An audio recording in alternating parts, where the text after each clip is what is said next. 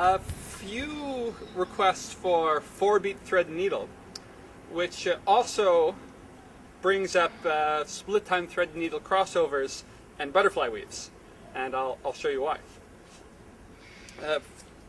Probably for all of this, you probably want to be doing crossovers overhand and underhand, and it'll make sense why soon. So that's the prerequisite. And once you've got that, let's start with underhand actually.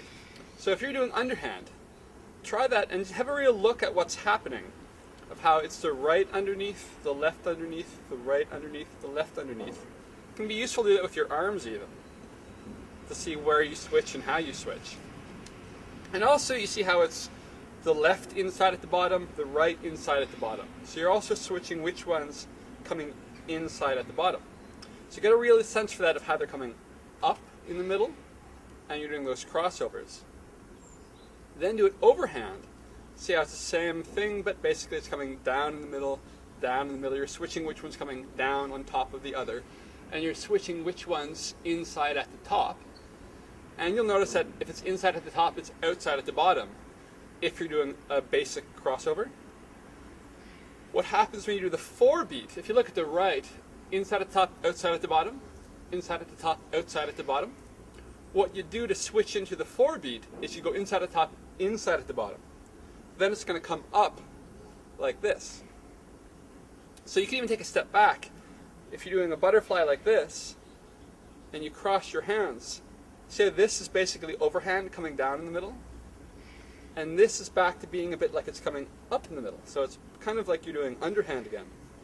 And if you can learn to thread the needle there with your arms crossed, and then do the same thing on the other side, like this, that's a really good skill and a good lead up. Because what you do, if you're here, instead of coming inside, outside, you go inside, inside, and up. So it's right, up, left inside and up, right inside, up underneath, left inside and up underneath, right inside and up underneath, left inside and up underneath.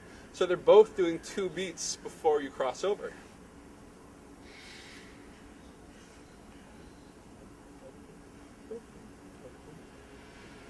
And that opens up some interesting rhythm opportunities. And it also gets some sort of fundamental ideas into your body and how the poi feel and how you can work with them. And I find I use it even more when I'm doing split time. Because basically you can do all the same thing, although it feels more like 1, 2, 3, 1, 2, 3, 1, 2, 3, 1. But it's basically the same move, it just feels different. Where you do everything in split time mode. And if you look at this from the top, what I do is I take that right one, which over there is crossing on the outside, and my planes are bent a little bit like that, and I switch that to the inside and I cross my arms. Same idea, I switch, and again that's sort of like it's underhand now. Then back to where I started, and then the left poi can cross over and back. So the right crosses over and back, the left crosses over and back, and then I can go right, inside, left, inside, right, inside, left, inside, right, inside, left, inside. If you're learning this, I recommend making sure you can really keep a nice split time in each position first, because otherwise people keep falling back into this, and it's not this. It's split time. Boom, boom, boom, boom, boom, boom, boom, boom, boom, boom, boom, boom. So you should be able to stop in each position. If you can learn that overhand and underhand, and it's just a funky way to move. Like it really opens up a whole interesting way to feel the poi. What happens is this is basically the basis of butterfly weaves,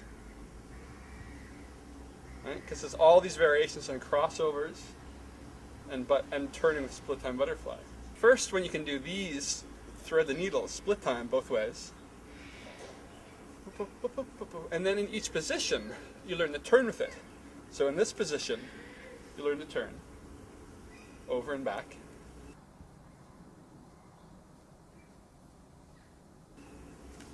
Then in this position, you learn to turn over and back.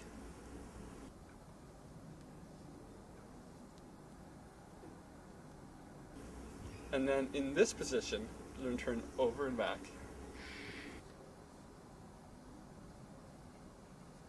And the same thing, underhand, this way, and this way, and this way.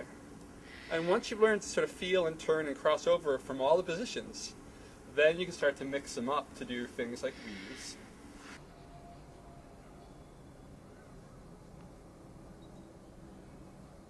And all kinds of funny turns. And all kinds of cool stuff becomes possible because you can turn and weave with split time.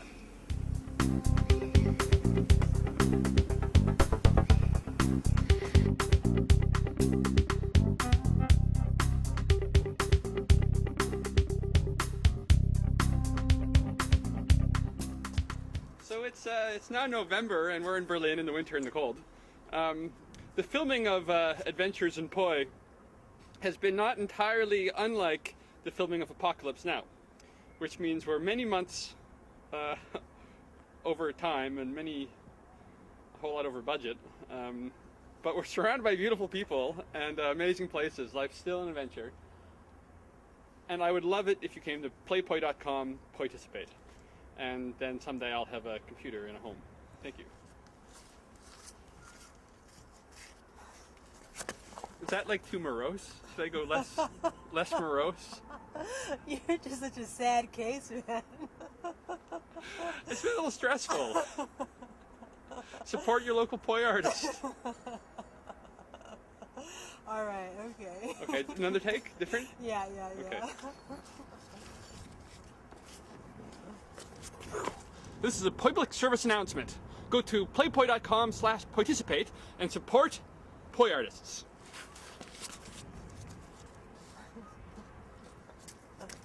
Is that better? Happier? Yes, that was better. I like it, okay. yeah. I'm not always happy, but I want to be happy.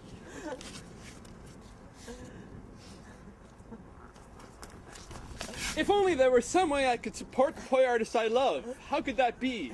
Were there only a resource somewhere on the internet that helped me understand how to support artists?